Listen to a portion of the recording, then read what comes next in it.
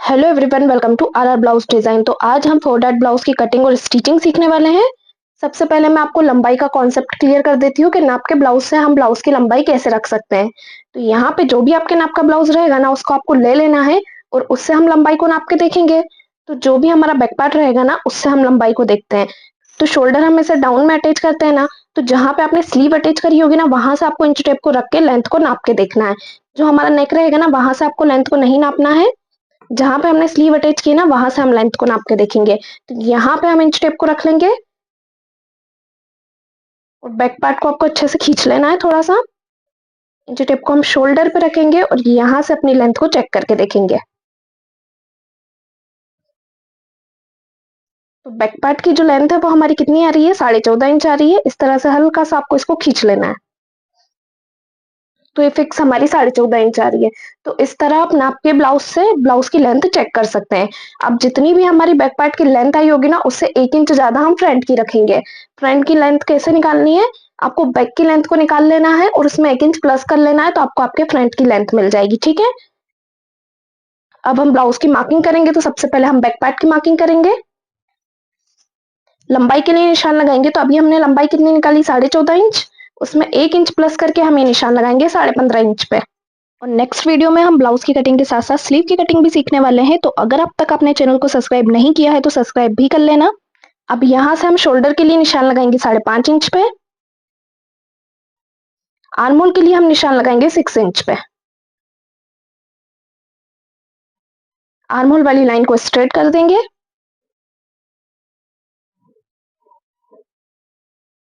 अब जितना हमने शोल्डर रखा होगा ना, उतना ही हम आर्म होल की तरफ से निशान लगा लेंगे 5.5 इंच पे।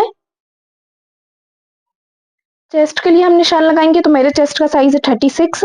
उसे मैं डिवाइड 4 करके निशान लगाऊंगी 9 इंच पे। और यहाँ हम रखेंगे 1.5 इंच का सिलाई मार्जिन।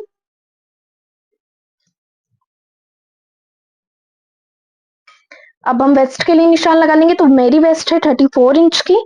उसे डिवाइड 4 करके मैं निशान लगाऊंगी 8.5 इंच पे। अब जो बैक साइड है ना, उसमें हम टक्स रखने वाले हैं। तो यहाँ पे हम 1 इंच का सिलाई मार्जिन एक्स्ट्रा लेंगे। तो यहाँ से हम कितना मार्जिन लेंगे, 2.5 इंच का। और इन्हें मिला लेंगे। शोल्डर से आर्म होल वाली लाइन को हम मिला लेंगे। अब हम आर्म होल गहराई के लिए निशान लगाएंगे। तो ये निशान हमारा 1 इंच पे लगेगा। आर्म होल को 1/2 इंच हम पीछे की तरफ से डाउन कर देंगे, इस तरह से। और इसको गोलाई में मिला लेंगे। आपके चेस्ट का साइज 31 से लेके 40 तक रहता है ना, तो ये जो गहराई का निशान है वो 1 इंच पे लगता है। अगर 40 से ऊपर रहता है, यानी कि हैवी चेस्ट साइज रहता है ना, तो फिर ये वाला निशान हमारा 1.25 इंच पे लगता है। अभी हमारा 40 से कम है, तो ये निशान हमने कितने इंच पे लगाया, 1 इंच पे।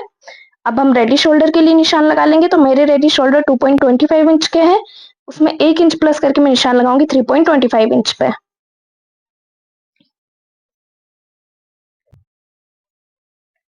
तो यहाँ से मुझे अपने नेक की विड्थ मिल जाएगी। मेरे नेक की विड्थ कितनी आ रही है, ये मेरी 2.1 इंच आ रही है। तो 36 चेस्ट साइज में जो आपकी नेक की विड्थ है ना, वो 2 या 2.25 से ज्यादा नहीं आनी चाहिए। क्योंकि फिर जो हमारा नेक रहता है ना, वो ऑलरेडी बॉडी पे जाके बहुत फैलता है। अब नीचे से मुझे कितने इंच की पट्टी चाहिए, उतने पे मैं निशान लगा लूंगी। तो मुझे 4.5 इंच की पट्टी रेडी चाहिए। तो यहाँ पे मैं 5 इंच पे निशान लगाऊंगी। और यहाँ से हम 2.5 इंच पे निशान लगा के नेक का शेप दे देंगे।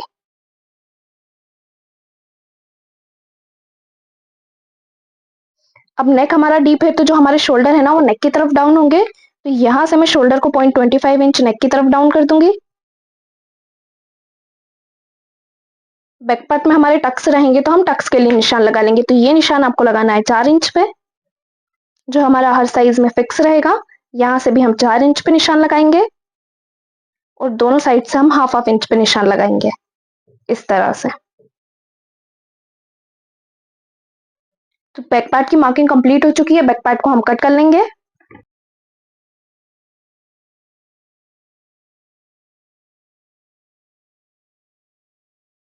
बैक पार्ट को हमने कट कर लिया है। अब हम फ्रंट को कट करना देखेंगे। फ्रंट को कट करने के लिए सबसे पहले यहाँ पे हम एक स्ट्रेट लाइन खींच लेंगे। अब हम लेंथ के लिए निशान लगाएंगे। तो जो हमारा बैक वाला पार्ट था ना, उसकी लेंथ हमने कितनी रखी थी, तो यहाँ से हम चेक कर लेंगे। ये हमारी थी 15.5 इंच, यानी कि 1 इंच प्लस करके हमें फ्रंट की लेंथ रखनी होगी। तो फ्रंट की लेंथ हम कितनी रख लेंगे, 16.5 इंच। तो यहाँ से हम 16.5 इंच पे निशान लगा लेंगे। जितनी भी आपकी बैक की लेंथ रहती है ना, उससे 1 इंच ज्यादा आपको फ्रंट की रखनी होती है। इस लाइन को हम स्ट्रेट कर लेंगे। तो यहाँ पे हमने 16.5 इंच पे निशान लगा लिया। इससे क्या रहेगा कि हमारा एक पार्ट बड़ा या छोटा नहीं होगा, दोनों पार्ट हमारे बराबर आएंगे। अब हम निशान लगाएंगे शोल्डर के लिए, तो ये निशान हम लगाएंगे 5.5 इंच पे। आर्मोल के लिए हम निशान लगा लेंगे 6 इंच पे। इस लाइन को हम स्ट्रेट कर लेंगे। जितना हमने शोल्डर रखा होगा ना, उतना ही हम आर्मोल की तरफ निशान लगाएंगे 5.5 इंच पे। अब हम चेस्ट के लिए निशान लगाएंगे। तो फ्रंट में आप जब भी चेस्ट के लिए निशान लगाते हैं ना, उसमें आपको 2 इंच की लूजिंग ऐड करनी होती है। जितना भी आपके चेस्ट का साइज रहेगा ना, उसमें 2 इंच प्लस करके उसे डिवाइड 4 कर लेना है। तो यहाँ पे मैं +2 इंच करूंगी तो मेरा हो जाएगा 38। 38 को हम डिवाइड 4 करके निशान लगाएंगे 9.5 इंच पे। अब यहाँ पे हम 1.5 इंच का सिलाई मार्जिन रखेंगे। जो हमारे शोल्डर से आर्महोल वाली लाइन रहेगी, उसे आपको डॉट डॉट करके मिला लेना है। अब इस लाइन का हम एक सेंटर निकालेंगे। तो यहाँ पे इंच टेप को रखेंगे और इस तरह से फोल्ड कर देंगे। तो हमें जो रहेगा ना, इस लाइन का सेंटर मिल जाएगा। अब ये जो सेंटर आया ना, इसे 0.25 इंच हम अंदर की तरफ निशान लगा लेंगे और इसे अपनी शोल्डर वाली लाइन से मिला लेंगे।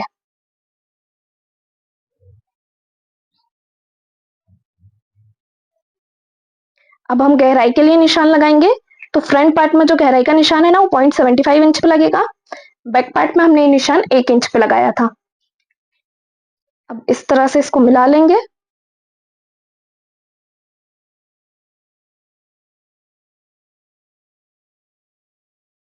तो इस तरह से आपको फ्रंट वाले आर्महोल की गोलाई दे देनी है। अब हम रेडी शोल्डर के लिए निशान लगाएंगे। तो रेडी शोल्डर के लिए हम निशान लगाएंगे 3.25 इंच पे।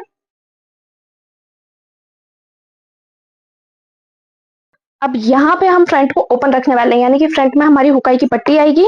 तो मैं 0.25 इंच का एक्स्ट्रा मार्जिन निकाल लूंगी यहाँ से हुकाई पट्टी के लिए। तो जो हमारा डबल फोल्ड फैब्रिक है, उसमें से हम थोड़ा सा कपड़ा बाहर निकाल लेंगे। तो यहाँ पे मैंने 0.25 इंच जितना कपड़ा बाहर की तरफ निकाल लिया है। आप चाहे तो स्टार्टिंग में भी मार्जिन के लिए निशान लगा सकते हैं, दोनों ही तरीके सही होते हैं। यहाँ पे हमारा 0.25 इंच का मार्जिन मिल जाएगा हमें हुकाई पट्टी के लिए। अब यहाँ पे मैं निशान लगा दूंगी ताकि क्लियर रहे कि यहाँ पे हमारी हुकाई की पट्टी आएगी। इस तरह से आपको हुकाई पट्टी के लिए मार्जिन ले लेना है। अब हम जो डॉट पॉइंट की मार्किंग करेंगे ना, तो ये जो हुकाई पट्टी के लिए हमने मार्जिन लिया है, इसको छोड़ते हुए आपको डॉट पॉइंट की मार्किंग करनी है। तो सबसे पहले हम फर्स्ट डॉट पॉइंट की मार्किंग करेंगे। उसके लिए जो हमने रेडी शोल्डर निकालना है ना, उसका हम एक सेंटर निकाल लेंगे। इस तरह से इंच टेप को रख के इसका एक सेंटर निकाल लेंगे और यहाँ से हम शोल्डर टू एपेक्स के लिए निशान लगाएंगे। तो मेरा शोल्डर टू एपेक्स 10 इंच है। तो इसमें मैं कुछ भी प्लस नहीं करूंगी और यहाँ पे 10 इंच पे निशान लगा दूंगी।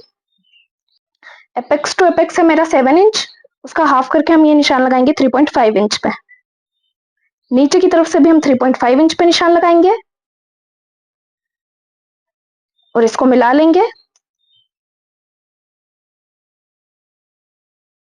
ये हमारा सेंटर पॉइंट रहेगा। जो हमारा शोल्डर टू एपेक्स आया है, वो हमारा सेंटर पॉइंट रहेगा। तो फर्स्ट डॉट पॉइंट के लिए हम सेंटर से कितना नीचे आएंगे, तो आपको सेंटर से नीचे आना है 1.25 इंच, और ये हर साइज में आपका फिक्स रहेगा। अब जो हमारा फर्स्ट वाला डॉट पॉइंट है, वो सिलाई में कितना कवर होगा, तो वो हमारा 2 इंच कवर होगा।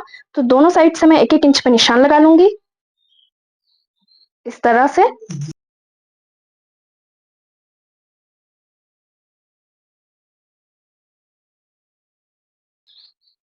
तो यहाँ पे हमने हमारे फर्स्ट वाले डॉट पॉइंट की मार्किंग कर ली है।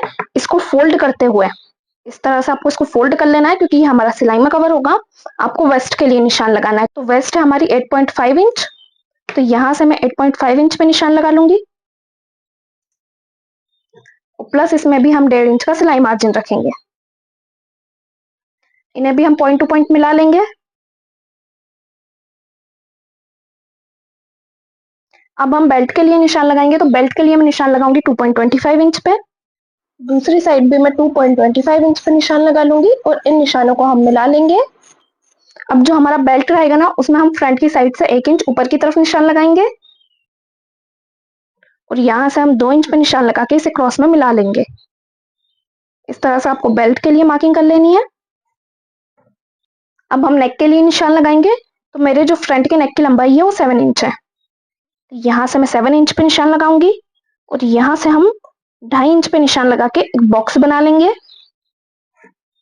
इस तरह से आपको बॉक्स बनाते हुए जो भी आपके नेक का शेप रहेगा ना उस तरह से आपको बना लेना है। तो मेरे नेक का शेप राउंड है, तो यहाँ से मैं राउंड नेक बना लूंगी।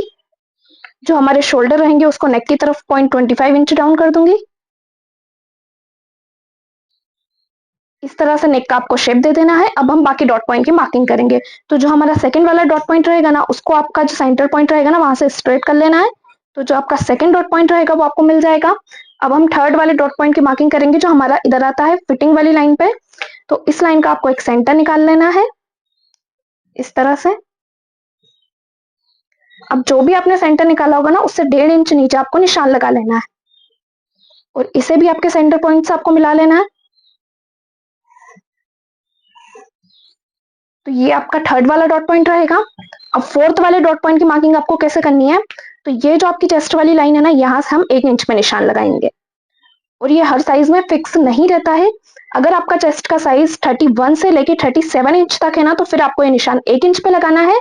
लेकिन अगर आपका चेस्ट का साइज 38 प्लस है तो फिर ये वाला निशान आपका 1.25 इंच पे लगेगा, ठीक है। अब इस निशान का हम हाफ करके साइड में निशान लगाएंगे। तो 1 इंच का हाफ कितना होगा, हाफ इंच, और इसे अपने सेंटर पॉइंट से मिला देंगे तो आपको आपका फोर्थ वाला डॉट पॉइंट भी मिल जाएगा। तो यहाँ पे हमने चारों डॉट पॉइंट की मार्किंग कर ली है। अब जैसे हमने फर्स्ट वाले डॉट पॉइंट को सेंटर से कितने इंच नीचे निशान लगाया था 1.25 इंच, वैसे ही बाकी डॉट पॉइंट को भी आपको सेंटर से 1.25 इंच की दूरी से निशान लगा लेना है। तो जो हमारा सेंटर पॉइंट रहेगा ना उससे हम 1.25 इंच पे निशान लगा लेंगे इस तरह से। अब जो हमारा थर्ड वाला डॉट पॉइंट रहेगा ना उसके लिए भी हम निशान लगाएंगे 1.25 इंच पे।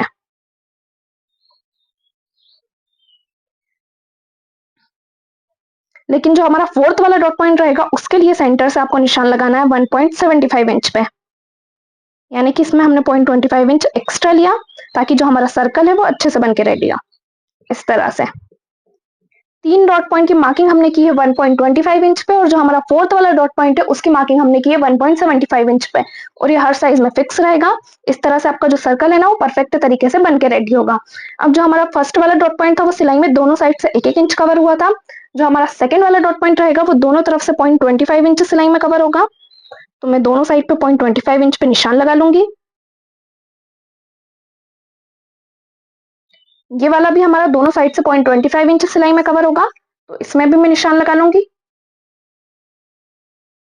और इसको भी आपको मिला लेना है। इस वाली लाइन को आपको बाहर तक जाने देना है। तो यहाँ पे हमने 3 डॉट पॉइंट की तो मार्किंग कर ली है। अब जो हमारा फोर्थ वाला डॉट पॉइंट है वो सिलाई में कितना कवर होगा, तो यहाँ से मैंने कितना निशान लगाया था अपनी चेस्ट लाइन से 1 इंच पे, तो वापस से आपको यहाँ पे 1 इंच पे निशान लगा लेना है। तो आपको पता चल जाएगा कि सिलाई में कितना कवर होगा। जितना निशान आपने यहाँ से लगाया होगा ना उतना वापस से आपको यहाँ से लगा लेना है और इसे भी हम मिला लेंगे। इस लाइन को आपको बाहर तक जाने देना है। अब ये वाला डॉट पॉइंट और ये वाला डॉट पॉइंट हम नाप के देखेंगे कि दोनों डॉट पॉइंट की लाइनें हमारी बराबर आ रही है नहीं आ रही, क्योंकि जब हम स्टिच करें ना तो हमारा कपड़ा छोटा बड़ा नहीं होना चाहिए। तो यहाँ से मैं इसको नाप के देख लूंगी। तो ये मेरी 4 इंच पे रेडी हो रही है। दूसरी जहां भी 4 इंच पे रेडी हो रही होगी वहां पे इस तरह से निशान लगा दूंगी। आर्म होल को बैक साइड से हम 1/2 इंच डाउन कर देंगे जो हमने बैक पार्ट में भी किया था और यहाँ पे इन दोनों लाइनों को आपको मिला लेना है इस तरह से। अब यहाँ पे हम बनाएंगे एक नया आर्म होल इस तरह से।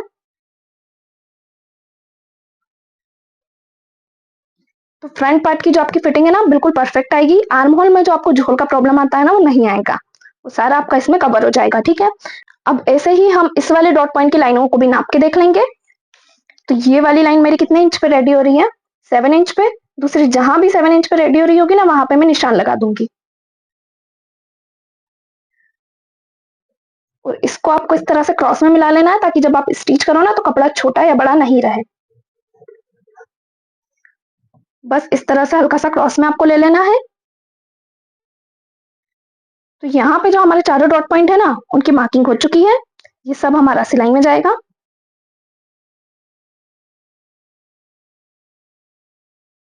तो आपको क्लियर हुआ कि किस तरह से आपको फ्रंट पार्ट की मार्किंग करनी है।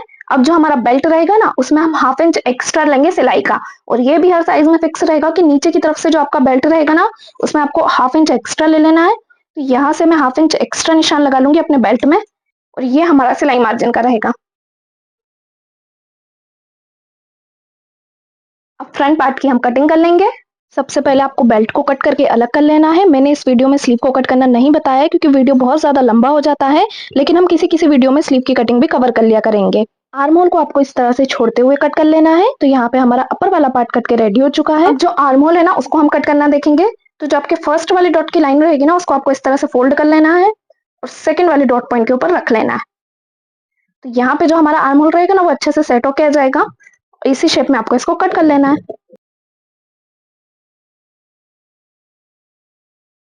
कट करने के बाद दोनों डॉट की लाइनों पे आपको एक एक कट लगा लेना है ताकि स्टिच करने में आपको इजी रहेगा।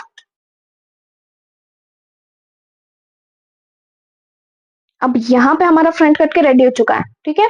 अब जो हमारी डॉट की लाइन रहेगी ना उसको हम इस तरह से फोल्ड कर देंगे क्योंकि हमारी सिलाई में कवर होगी। बेल्ट को हम यहाँ पे रख के देखेंगे और जितना भी एक्स्ट्रा बेल्ट जा रहा होगा ना उसको आपको कट कर देना है। तो इतना मेरा एक्स्ट्रा जा रहा है, मैं इसको कट कर दूंगी।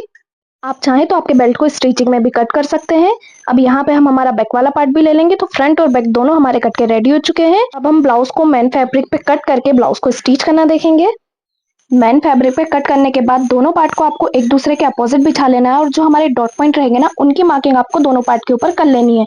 तो यहाँ पे मैंने दूसरे वाले पार्ट के ऊपर भी मार्किंग को कर लिया है। अब जो हमारा बेल्ट रहेगा ना उसे भी हम सेम ऐसे ही करेंगे, एक दूसरे के अपोजिट बिछा लेंगे। इस तरह से आपको बिछा लेना है।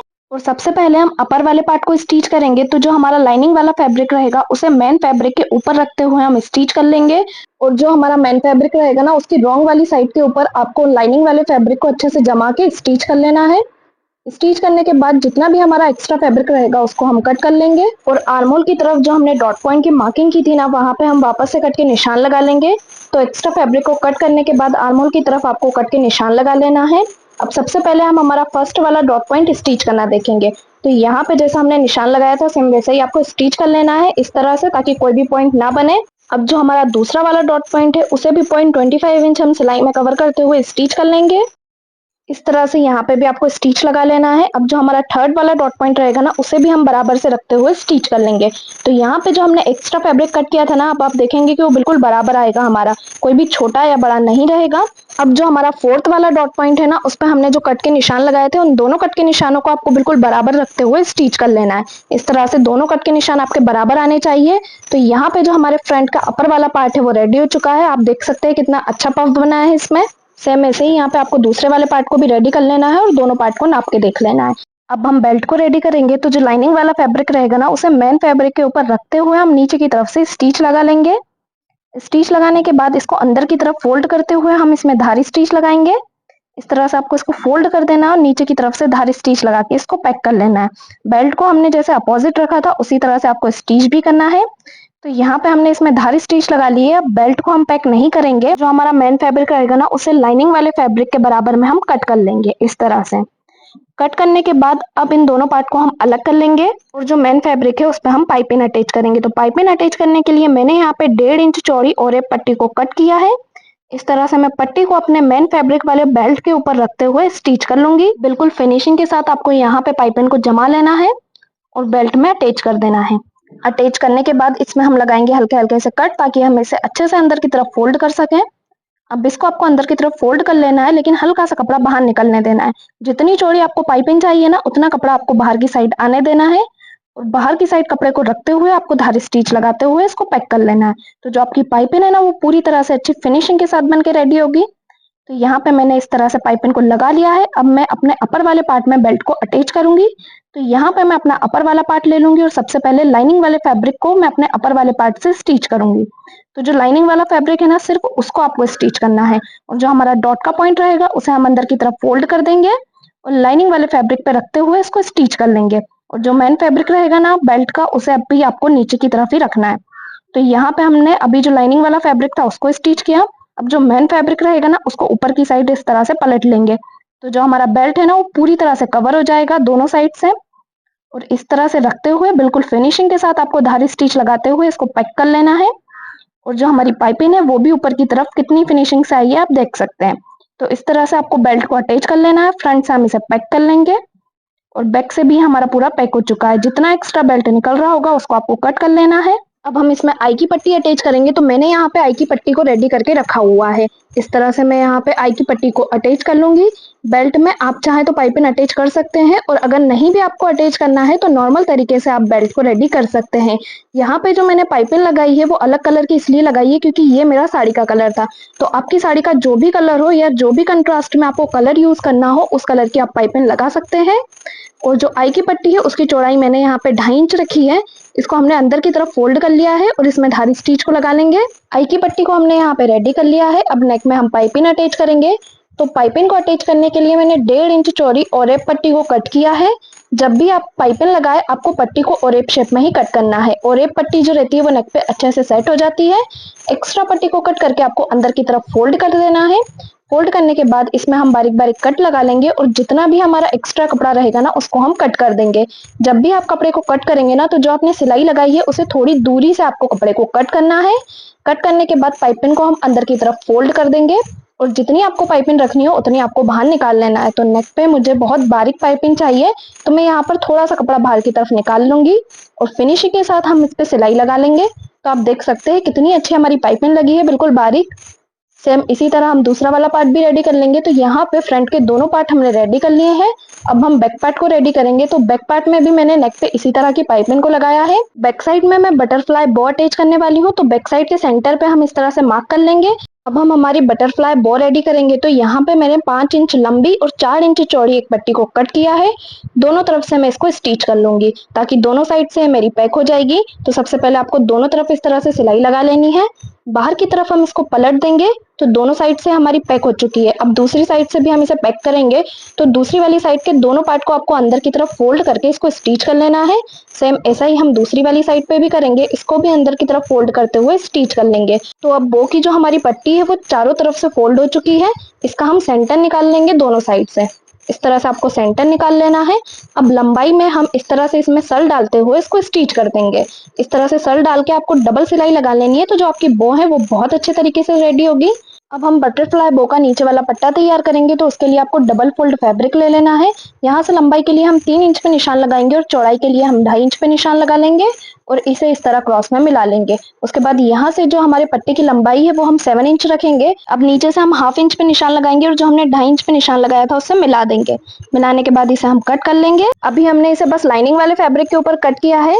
इसको मेन फैब्रिक के ऊपर भी हम इसी तरह से कट करेंगे। मेन फैब्रिक को आपको थोड़ा सा एक्स्ट्रा कट करना है। अब नीचे वाले पार्ट को आपको ओपन छोड़ देना है और बाकी सारे पार्ट पे आपको स्टिच लगा लेनी है ताकि हम इसे पलट सके। जितना भी एक्स्ट्रा फैब्रिक रहेगा उसको आपको कट कर लेना है। इसमें हम लगा लेंगे बारीक बारीक कट ताकि हम इसे फोल्ड कर सके। जहां से हमने इसे ओपन रखा था ना उसी साइड से हम इसे बाहर निकाल लेंगे। किसी भी चीज की हेल्प से आपको जो इसके कॉर्नर रहेंगे ना उसे अच्छी तरह से बाहर निकाल लेना है। इसी तरह से हम दूसरी वाली पट्टी को भी रेडी कर लेंगे और दोनों पट्टी आपकी इक्वल होनी चाहिए। और इसे हम लगाएंगे कैसे, तो सबसे पहले हम बो को रखेंगे, उसके नीचे हम हमारी पट्टी को अटैच करेंगे। तो इस तरह से हमारी रेडी होगी। अब जो हमारी बो है ना उसके सेंटर में भी हम यहाँ पे फैब्रिक अटैच करेंगे। तो ब्लाउज का जो फैब्रिक रहेगा उसको हम लेंगे और डबल फोल्ड करके स्टिच कर लेंगे। इस तरह से कपड़े को बाहर निकाल लेंगे और एक पट्टी रेडी कर लेंगे। इसे हम बो के सेंटर में अटैच करते हुए इसको हम स्टिच से कवर कर देंगे। तो जो बो है ना उसका लुक बिल्कुल परफेक्ट आएगा। अब सबसे पहले जो हमने बो की पट्टी रेडी करी थी ना हम उसको अटैच करेंगे। तो जो हमारी पट्टी रहेगी ना उसको आपको इस तरह से फोल्ड कर लेना है ताकि जितना भी आपका फैब्रिक रहेगा ना वो अंदर की तरफ चला जाएगा और पट्टी यहाँ पे पूरी तरह से पैक हो जाएगी। अब जो हमारी बो रहेगी ना उसे हम सुई धागे की हेल्प से अटैच करेंगे। तो यहाँ पे आपको बो को रख लेना है सेंटर में और ऊपर की तरफ से भी इसे अटैच कर लेना है और नीचे की तरफ से सुई धागे की हेल्प से आपको इसको लगा लेना है। तो इस तरह से जो हमारी बटरफ्लाई बो है वो बिल्कुल परफेक्ट तरीके से बनके रेडी होगी।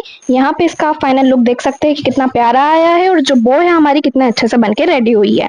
तो बैक पार्ट हमारा पूरी तरह से कंप्लीट है। अब फ्रंट वाला पार्ट हम लेंगे और दोनों के शोल्डर हम अटैच कर देंगे। दोनों पार्ट को आपको एक दूसरे के अपोजिट रखते हुए शोल्डर को ज्वाइंट कर लेना है और जो हमारी स्लीव है उसको भी यहाँ पे मैंने रेडी कर लिया है। शोल्डर ज्वाइंट करने के बाद ब्लाउज में हम स्लीव को अटैच करेंगे और फिटिंग डाल के अपने ब्लाउज को रेडी कर लेंगे। तो ब्लाउज हमारा कंप्लीट हो चुका है। इसका फाइनल लुक आप देख सकते हैं। वीडियो पसंद आया तो वीडियो को लाइक और अगर आप चैनल पर नए हैं तो चैनल को सब्सक्राइब जरूर करें।